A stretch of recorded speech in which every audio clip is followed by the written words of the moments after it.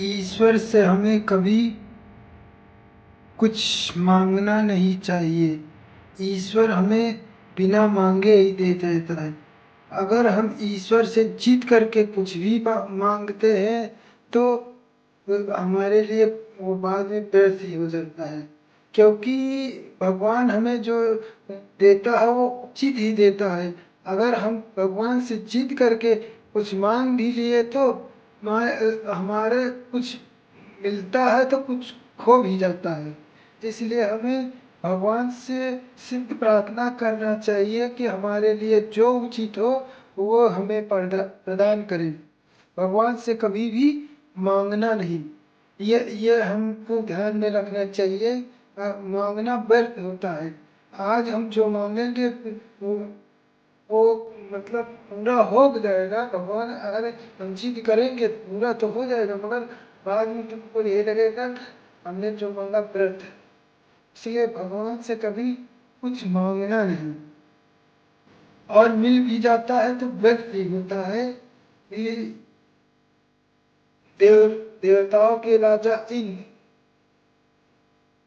अमृत मिल गया था, असुरों को अमृत नहीं मिला था, तो उनको भी अमृत का अहंकार होने पर बहुत बड़ा दंड मिला था। एक राक्षस जलंधर हुआ था, उन्होंने उनको इतना अपमानित किया, इतना प्रताड़ित किया कि कहा कि तुमने अमृत जरूर पी लिया है, मगर अब तुम पछताओगे कि हमने अमृत क्यों पिया था, क्योंकि हम तुम्हें मारेंगे भी नहीं, कोई दंड भी नहीं देंगे, तुमको ऐसा दंड देंगे कि तुम अमृत का बहुत अहंकार करते हो ना, तुम अमृत पियो, क्यों पियो ये तो सोच के पछताओगे कि हमने अमृत क्यों पिया था।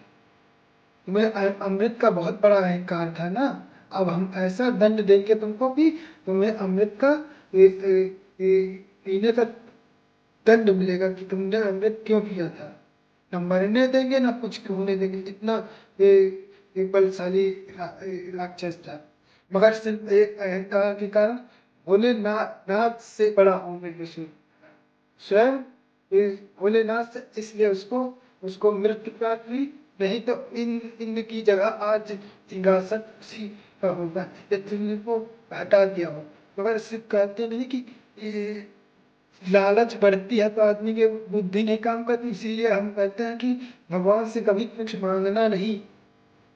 जो भी मांगोगे वो व्यर्थ ही होगा। हम सोचते हैं दुखी है, दुखी नहीं है, भगवान हमारे लिए जो दे रहे हैं वो अच्छा ही है।